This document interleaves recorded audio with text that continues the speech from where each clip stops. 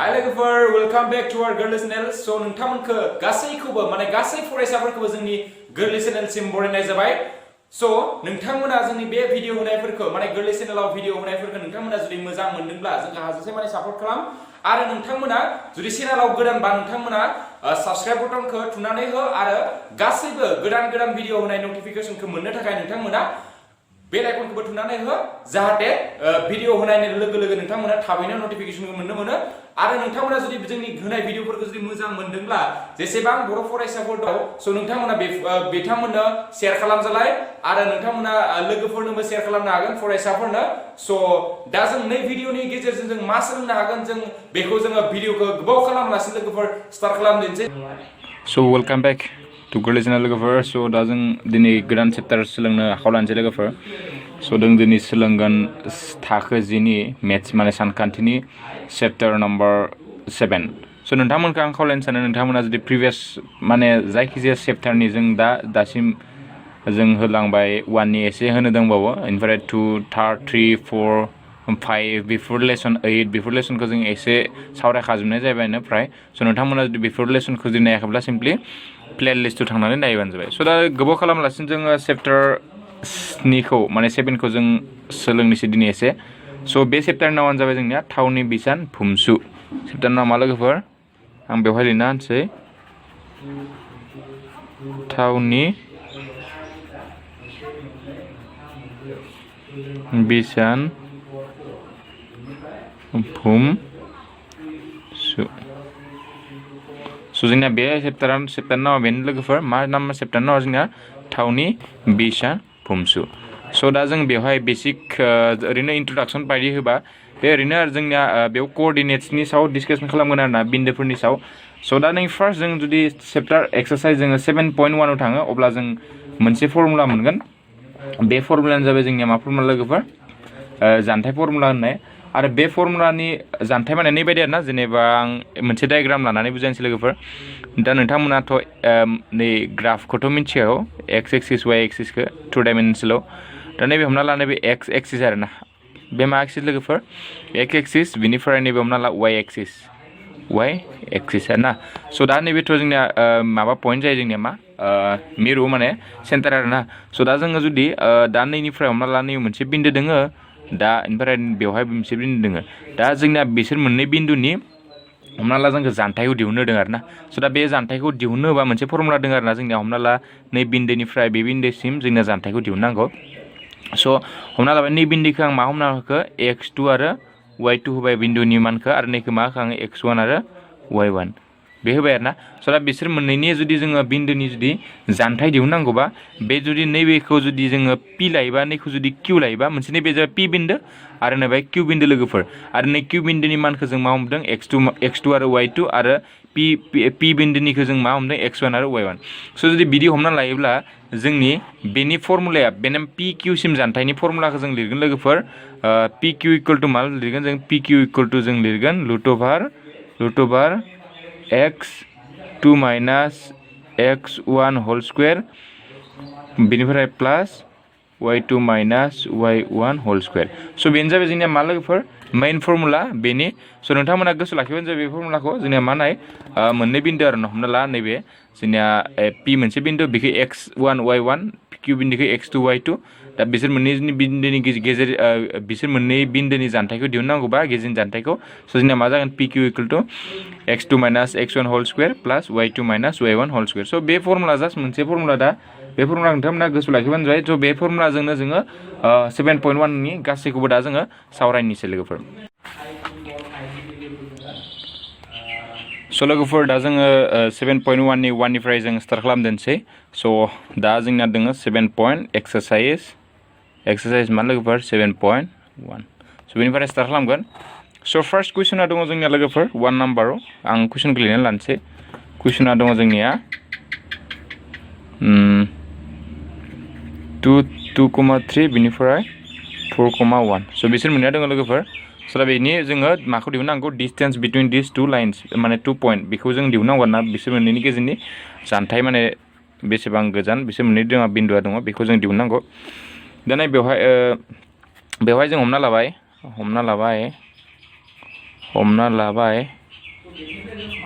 हमना लाबाय बिन्दो मोननैया मा हमना लाखो आं p खौनो हमसै लोगोफोर p 2 3 फार्स्ट मोनसेखौ आं मा हमखो p बेबायदि लिरो आरोना सेकेन्ड मोनसेखौ मा हमखो आङो p q माने p खौ जों हमबाय 2 आरो 3 4 q खौ मा हमखो 4 1 स' हियार बेवहाय जोंनिया x1 इक्वल टु बेसेबां लोगोफोर x1 इक्वल टु नैबे x1 नालाय फार्स्टनिया x1 जायो नैबे y1 नैबे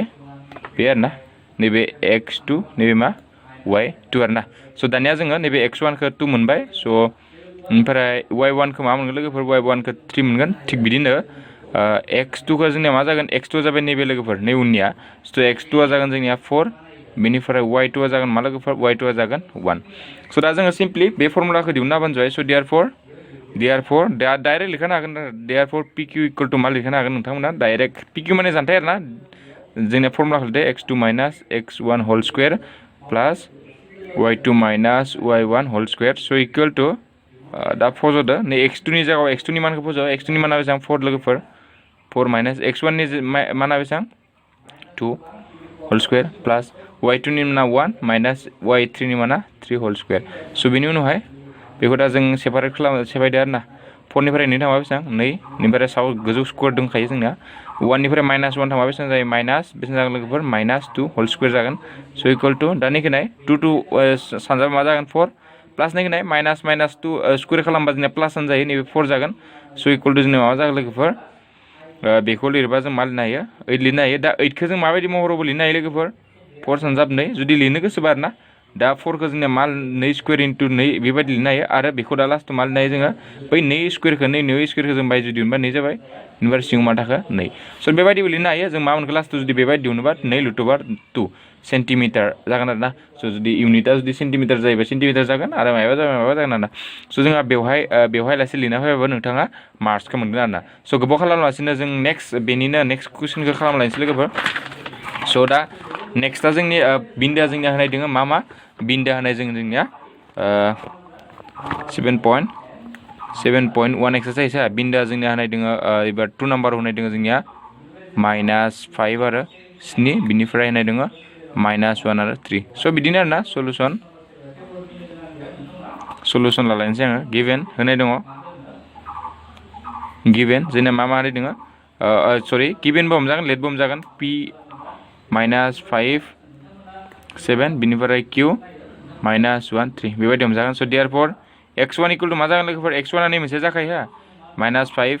बेनिफ्राय x2 आ मा जागोन नै मोनसेया -1 ओमफ्राय y1 आ मा मोनसे जागोन नै फार्स्ट मोनसेया ओमफ्राय y2 आ नै उननि सेकेन्ड मोनसेया बेबायदि जायोना स' देयारफर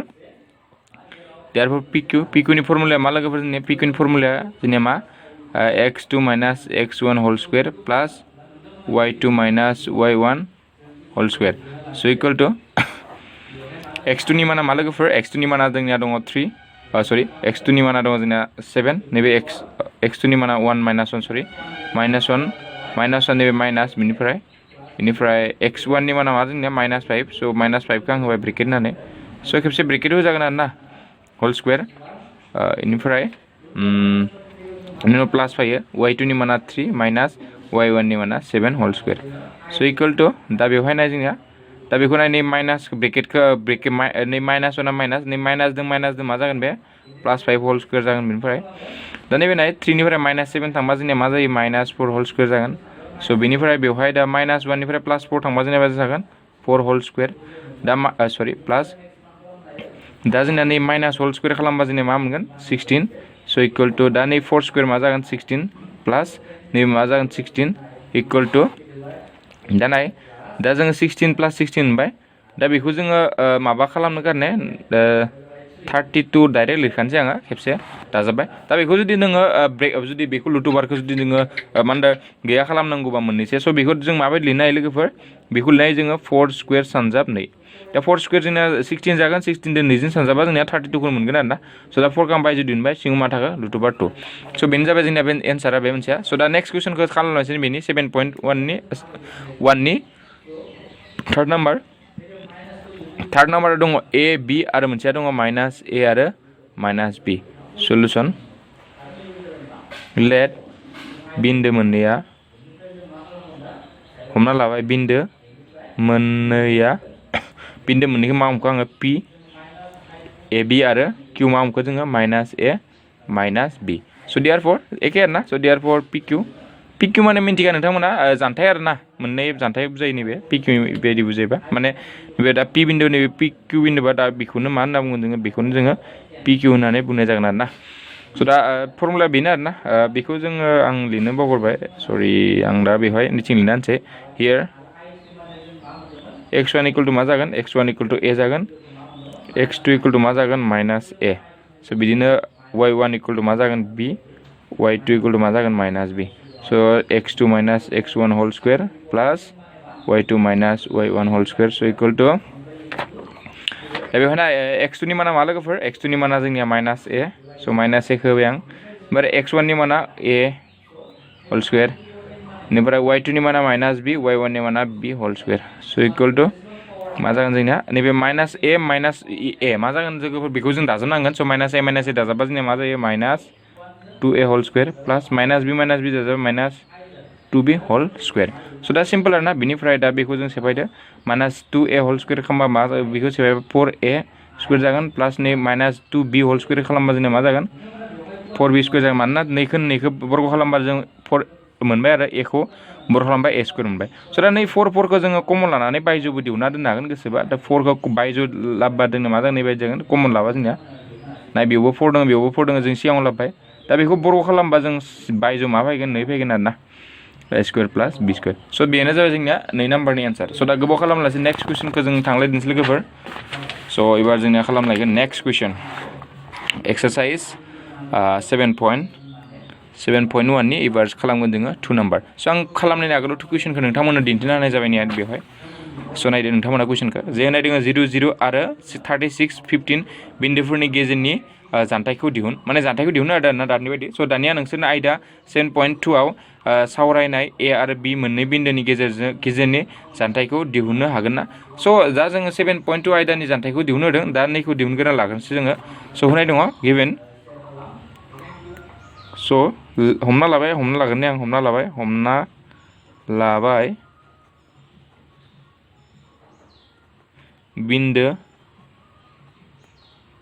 बिन्दो मोननैया मा जोंनिया पिखौ मा हमखो आङो 0 0 बेनिफ्राय किउखौ मा हमखो आङो लोगोफोर 36 आरो 15 स' दा बिन्दो मोननैनि गेजेर जानथायखौ दिहुननांगौ स' फर्मुलाया एखे सिम्पल दानि बायदिनो स' लिरना लाग्रोनो आं x1 इक्वल टु 0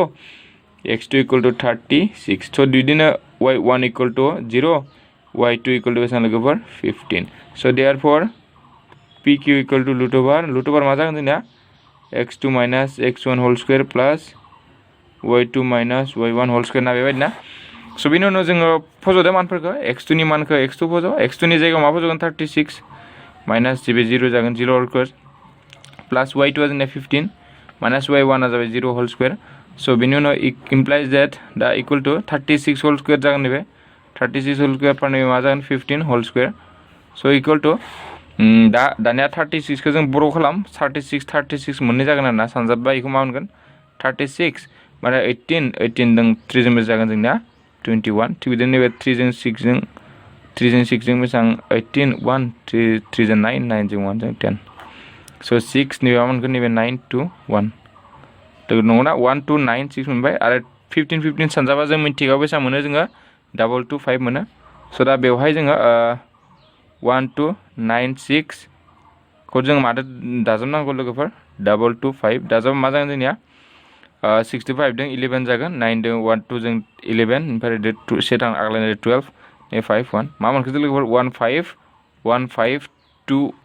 स' दानियाबा लोगोफोर 1 5 2 1 मोनबाय स' दा 1 5 2 1 आ जोंनिया बर्ग मानि बर्ग होनना खालामबा मोनगोन जों 39खौ जों जुदि बर्ग खालामबा लोगोफोर बेसेबां मोनगोन माने 39 जों सानजाबना होबा 1 5 2 1 मोनगोन स' दा 1 5 2 1 नि जायगायाव जों मा लायो होमबा 39 होल स्क्वायर लिरनो हायो स' दा बेखौ गैया खालाम ब्रेकेटखौ रुट ओभारखौ गैया खालामबा जों मा मोनगोन 39 स' आरो बेनो आरोना स' दा जोङो बेवहाय जोंना मा होनाय दोङो माने कुइसनाव जोंनिया होनाय दोङो आरो मोनसे बेखौथ' दिहुननो होदोंमोन जानथायखौ दानिया नोंसोर आयदा 7.2 आव सावगारि ए आरो बि आव बिन्दोनि गेजेरथि जानथायखौ दिहुननो हागौ ना स' दा ए आरो बिनि गेजेरनि जों नायनोसै कुइसनखौ दिन्थिना होनाय जाबाय नोंथांमोननिया नाय बेवहाय 7.1 आयदाखौ होनदों बेवहाय जोंना ए आरो बी नि गेजेरनि जानथायखौ दिहुननो होदों स' दा जों अलरेडि दिहुनखांबाय जोंना मा होदोंमोन ए पइन्टआ मा जागोन लोगोफोर ए आरो बी नि जानथायखौ दिहुननो होदोंलाय ए आ जोंना 0 0 जाखागोन मानोना ए आ सेन्टाराव दङ ओमफ्राय बी आ नै एक्सआ बेसेबां दङ 36 स' नैबे एक्सआ 36 जागोन ओमफ्राय वाइआ बेसेबां दङ जोंना 15 स' नैथि मा जागोन लोगोफोर वाइआ जोंना 15 जागोन स' दा अलरेडि जों दा बावैसो दिहुनखाबाय 36 आरो 15 स' नै बेवहायनो जों लाखादों बेखौ नैबे 36 आरो 15 स' जोंनिया बे दिहुननो जाबाय आरो ना स' दा जोंनिया थार्ड नाम्बारखौ जों खालामलायनोसै गोबाव खालामलासिनो थार्ड नाम्बारखौ आं कुइसनखौ दिन्थिना होलायनोसै खेबसे नोंथांमोनखौ नायबानो जाबायनिया बेवहाय दङ जोंनिया थार्ड नाम्बार मा दं होनाय दङ जे 1 5 2 3 आरो -2 -11 बिन्दोफोरनि से अंकारि नंगौना नङा दिहुन दा बेवहाय जोंहा मोनथाम बिन्दो होनाय दङ स' दा मोनथाम बिन्दो होनाय दङबा बिसोर मोनथाम बिन्दोआ से हांखोआरि नंगौना नङा जोंखौ थार नायनो होदो स' नोंथांमोना बेवहायनो मिथिनांगोन आरोना से हांखोआरि माने मा बुजियो नोंथांमोना बेखौ एसे मिथिनांगोन दा फर एग्जाम्पल मोनसे से हांखोआरि माने हमना ला नैबे मोनसे बिन्दो दङ नैबे मोनसे बिन्दो दङ नैबे मोनसे बिन्दो दङ स' बेबायदि जुदि मोनसे हांखौनो जुदि बिन्दोफोरा थायोब्ला बेखौनो मा होनगोन जोङो से हांखोआरि आरो से हांखोआरि नङि बिन्दो माने बायदि बुजायगोन दा हमना ला बिथिं मोनसे बेबायदि आरोना नैबे मोनसे बिन्दो दङ बेयाव मोनसे बिन्दो दङ बेयाव मोनसे बिन्दो दङ बेयाव मोनसे बिन्दो दङ बिसोर मा नङा जोंनिया से हांखोआरि नङा लोगोफोर नैबे जोंनिया नाय बेबायदि मोनसे हांखो थांगोन बिदि नैथि मोनसे बेबायदि स' नैबे जोंनिया मोनसे मोननै मोनथाम हांखो स' बेनिखाय बेया जोंनिया नैबे मोनसेखौ लाबा नैबे मोनसे सावगारिखौ लाबा जोंनिया बे से हांखोआरि नङा बाट नैबेखौ लाबा जोंनिया नाय से हांखोआरि स' दा बेखौ जोङो से हांखोआरि होनना माबायदि फोरमान खालामगोन दा हमना लाबाय जोंनिया नाय हमना लाबाय मोनसे ए नैबे आरोना आं मोनथाम बिन्दोखौ लानोसै नैबे ए नैबे बी नैबे सि गोसो होना खोनासं बेहा लोगोफोर दा नाय नैबे ए बि सि दा नोंना ए बि सिखौ जों माला सेंखो से हांखोआरि मोनगोन जेब्ला जोङो ए बि नि मानखौ दिहुनगोन आरो बि सिनि मानखौथ' दिहुननो हागोन जोङो दानिनि फर्मुलाया स' बिसोर मोननै फर्मुलाखौ दाजाबनानै जुदि नै ए सिनि मानजों जुदि समान जायोब्ला बे मा जागोन जोंनिया से हांखोआरि अलरेडि मिथिखागोन ना बे नै जों सावगारिनि बुजिखादों जे बिसोर मोननैखौ दाजाबा जोंनिया मा जानांगोन टटेल जानांगोन स' बेबायदि जुदि बिसोर मोननै बिन्दोखौ जुदि जों दाजाबनानै जुदि बिन्दोनि मोननै जानथायफोरखौ जुदि जोङो दाजाबनानै जुदि ए सिनि मानजों जुदि जोंनिया समान जायोब्ला बे मा जागोन जोंनिया से हांखोआरि जागोन स' दा जोंनि बिन्दोफोरखौ हमना लानोसै स' आं पेजखौ उल्थायना होनाय जासिगोन लोगोफोर बेवहाय जोंनिया जायगा थोजालिया स' आं बिथिं लानाय फैनाय जाबाय स' बिन्दोफोरखौ जों हमना लानोसै आरोना स' हमना लाबाय थार्ड नाम्बार हान लोगोफोरनि बे मा नाम्बार थार्ड नाम्बार 7.1 हमना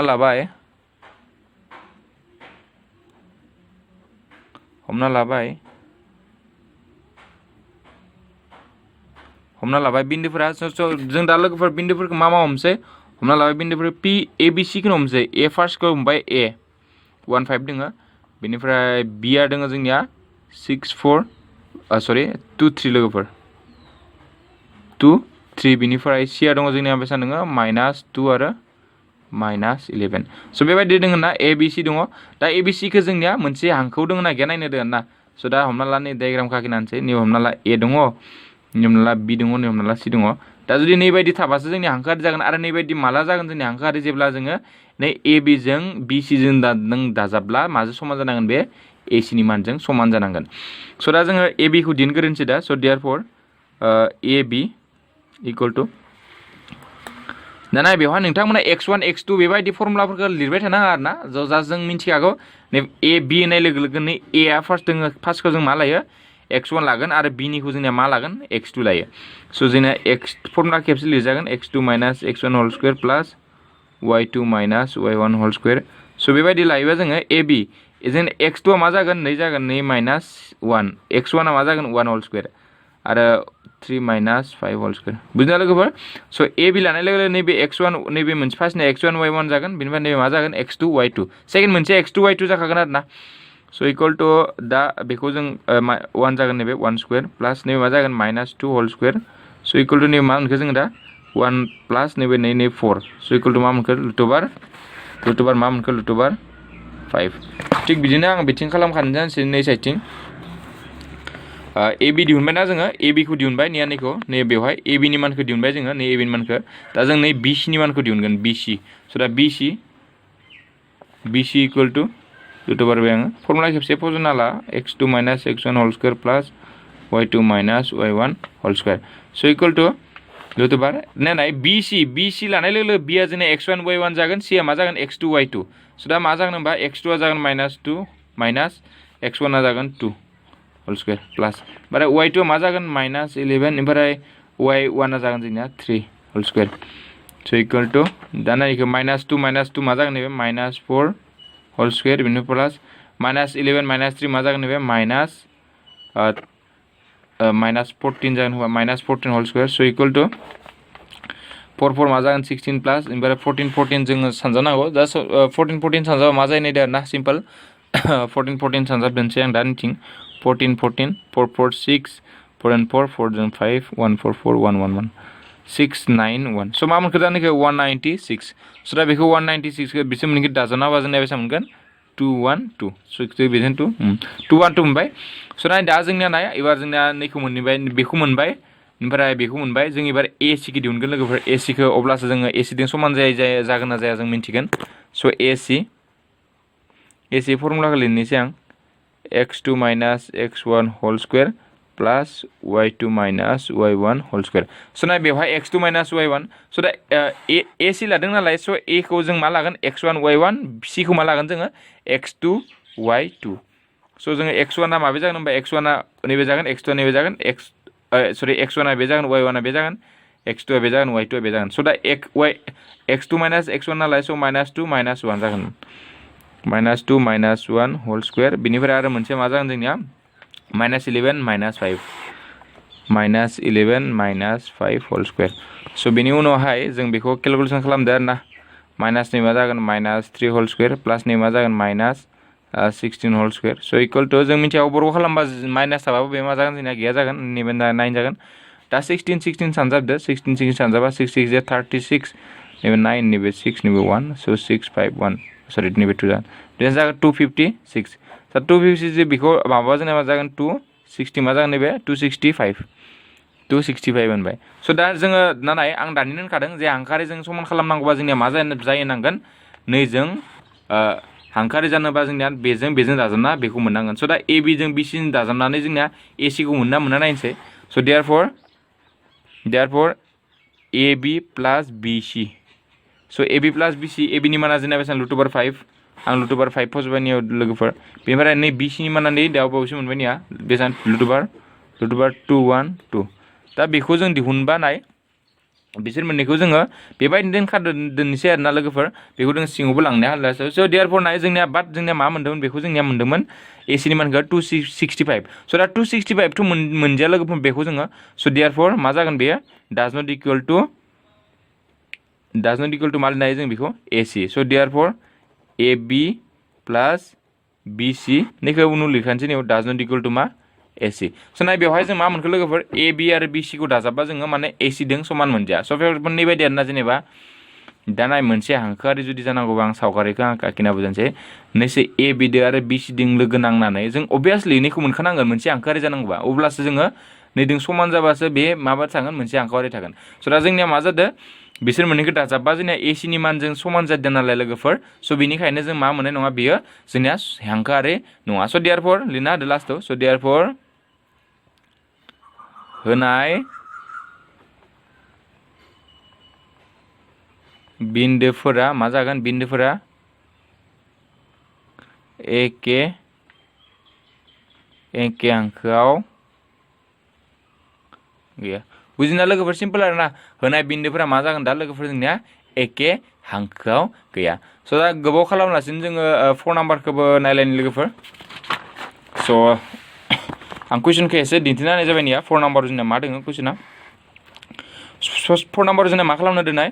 नैबे 2016 फैदों होननानै बिजाबाव लिरना होनाय दोङो स' दा नै मा दोङो जोंना 5 -6 -2 6 4 आरो 7 -2 बिन्दोफोरा गोरोबनै आखान्थि 3नि थिखिनि बिन्दो नंगौना नङा नायबिजिर स' नाय मोनसे जों मिन्थिखागौ गोरोबनै आखान्थि माने मा लोगोफोर स' आं एसे बुजायना होनसै बे कुइसनखौ माबायदि खालामगोन जोङो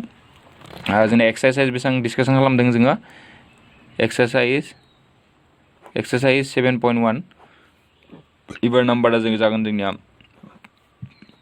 4 नाम्बार स' जोंनो मोनथाम बिन्दो होनाय दङ हमना ला नैबे आरोना स' मोनथाम बिन्दो होनाय दङ स' दा मोनथाम हमना ला ABC होनाय दङ आरोना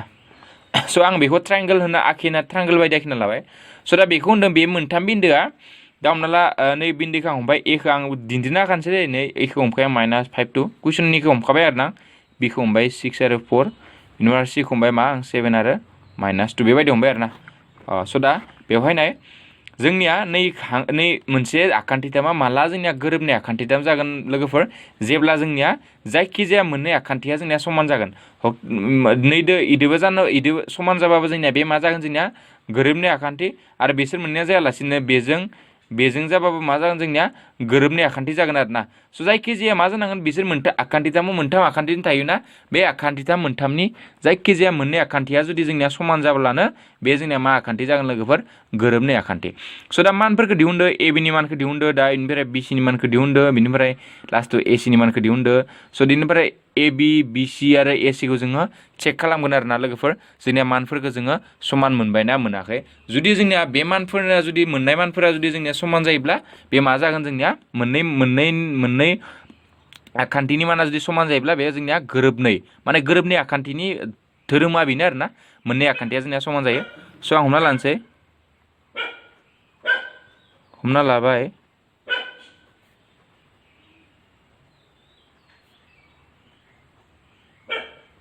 हमना लाबाय बिन्दो मोननैया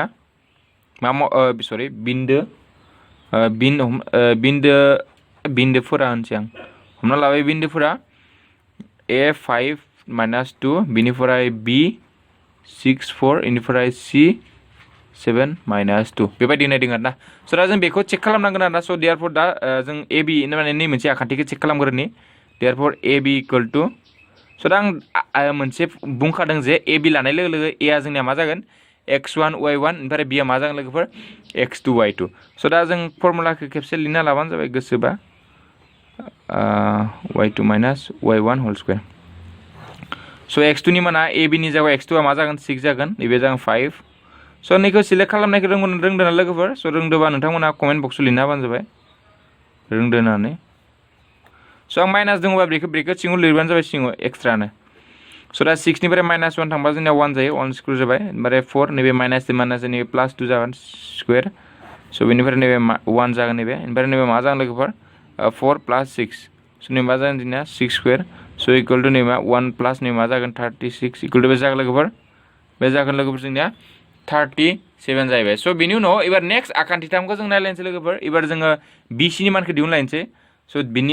बेबायदिनो नैथिंनो दिहुनजागोन खोमा नैथिं दिहुनना होनसै आङो BC नि मानखौ दिहुनदो लोगोफोर एबार BC खौ बेबायदि लिरना लानोसै आङो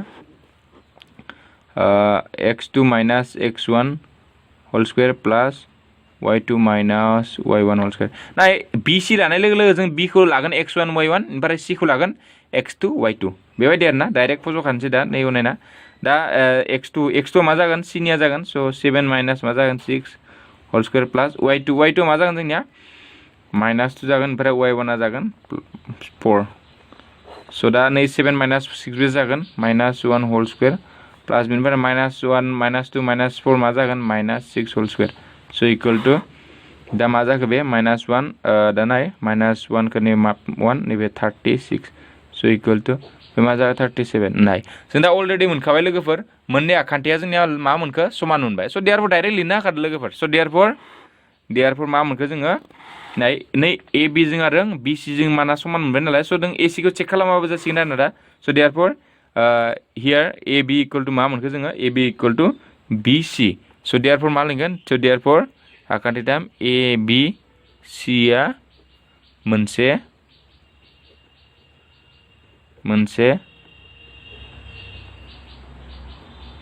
मा आखान्थि लोगोफोर मोनसे गोरोबनै